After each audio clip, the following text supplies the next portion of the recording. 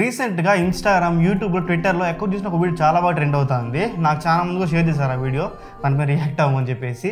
ఏంటంటే ఆ వీడియోలో ఒక అబ్బాయి ఐఫోన్ కొని అన్బాక్స్ చేస్తుంటాడు అనమాట. అక్కడ ఏంటంటే వాళ్ళ అమ్మతో కూడా వచ్చింటాడు.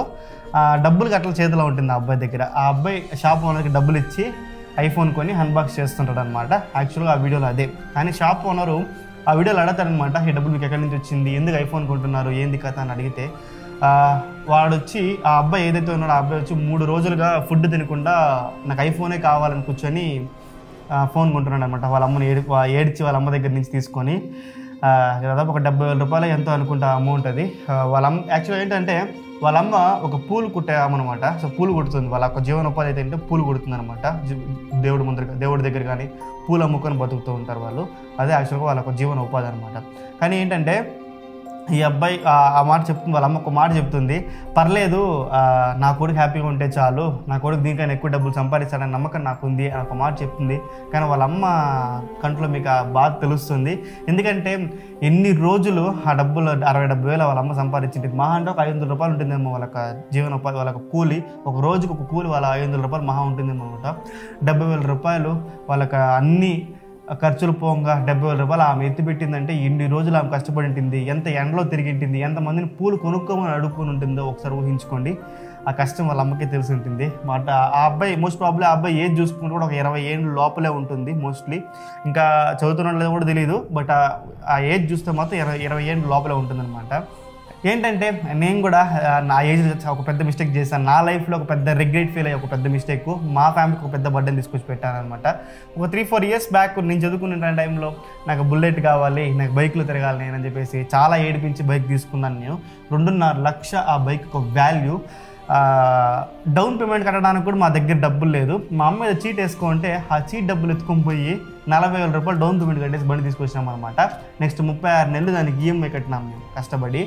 కానీ 1 ఇయర్లోనే నేను రియలైజ్ అయిపోయినా దాని ఒక బర్డెన్ మా ఫ్యామిలీ పైన ఎంత పడుతుంది ఏమనేది. ఎందుకంటే నేను ఆ 1 ఇయర్లోనే మా ఫైనాన్స్ స్టేటస్ చాలా ఇదిగా అయిపోయి నేను స్విగ్గీ, జొమాటోలో కొంచెం నేను వర్క్ చేయడం స్టార్ట్ చేసిన తర్వాత 10 రూపాయలు, 20 రూపాయలు ఎండలో, వానలో, నైట్ టైంలో 2 గంటలకి ఇలా కష్టపడే స్టార్ట్ అయిన తర్వాత డబ్బు ఒక వాల్యూ ఏమనేది నాకు అర్థమైంది. దాని తర్వాత చాలా స్ట్రగుల్స్ ఫేస్ చేసిన.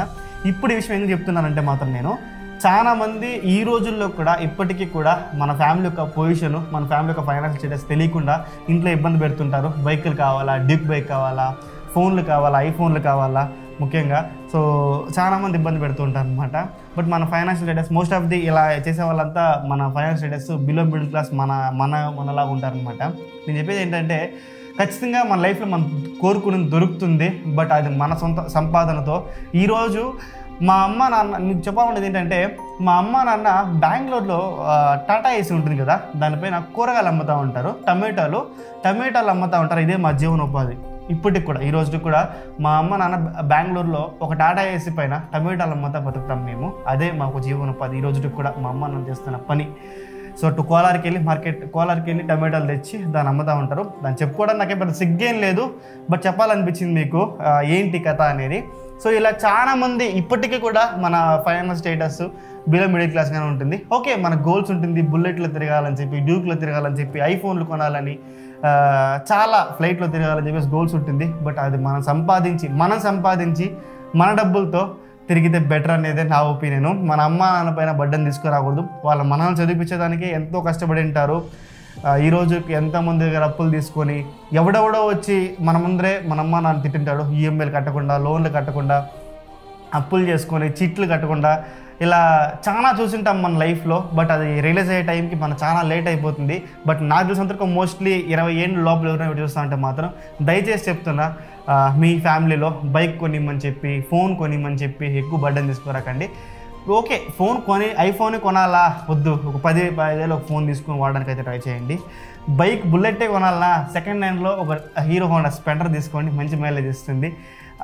ఇలాంటివి కొంచెం లైఫ్లో, ఎందుకంటే మనం మిడిల్ క్లాస్లో పుట్టినాం కాబట్టి లైఫ్లో అడ్జస్ట్ అయిపోవాలి.